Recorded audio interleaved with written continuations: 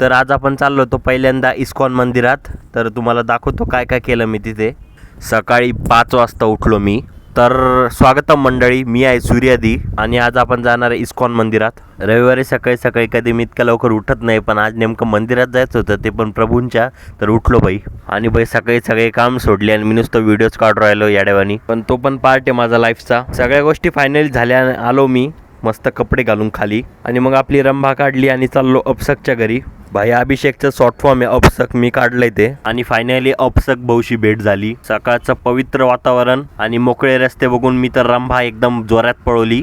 आणि अपसक म्हणतोय लाईक करा तर करा बाई. आणि भाई 26 किलोमीटर प्रवास करून फायनली पोहोचलो इस्कॉन VECC मंदिर वरुड फाटा येथे. तर चला दर्शनाला प्रारंभ करू. आणि ज्यांना ज्यांना इस्कॉन काय ते माहीत नसेल तर मी सांगतो, इस्कॉन ही एक संस्था आहे जी की कृष्ण भक्तीचा प्रसार करते. या कलियुगात पण लोकांना देवाशी जोडण्याचं काम करते. बरेचसे लोक इथं येऊन जीवनाचं खरं उद्दिष्ट जाणून घेतात, जी की आहे भक्ती.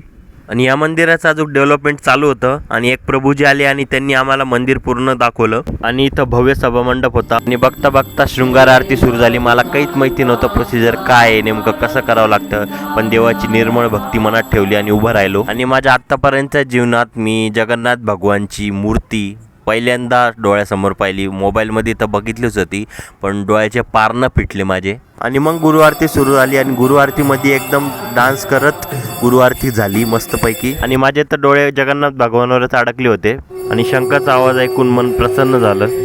आणि हा होता आपल्या प्रभूंचा फोटो आणि हे आपले जगन्नाथ भगवान म्हणजे श्रीकृष्ण. आणि भाई लिटरली बघतच राहावं वाटत होतं, म्हणजे एकदम असं प्रसन्नता वाटत होती म्हणून. आणि हे होते Srila Prabhupadji Maharaj, founder of ISKCON. आणि फायनली दर्शन झालं आणि मग डायरेक्ट क्रांती चौकात आलो आणि इथं आल्यानंतर महाराजांचे दर्शन घेतले. आणि आपण चाललो होतो गुलमंडीत. आणि मी विश्वास नाही करू शकत भाई, सकाळी इतका रास्ता मोकळा राहतो हा, दुपारी आणि संध्याकाळी यशांना लयच गर्दी राहते. मग आपण आलो फेमस उत्तम मिठाई येथे. खायचं तर लय होतं पण भजेच अवेलेबल होते राव.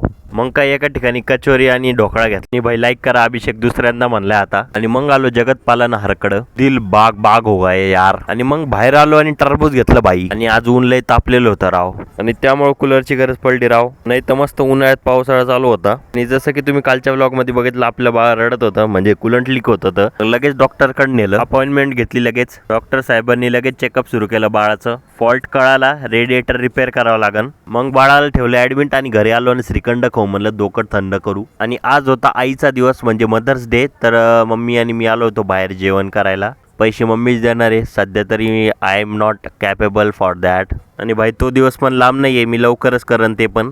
एवढाच होता मंडळी व्लॉग. हसा खेळा आणि जगा गाईस, बाय.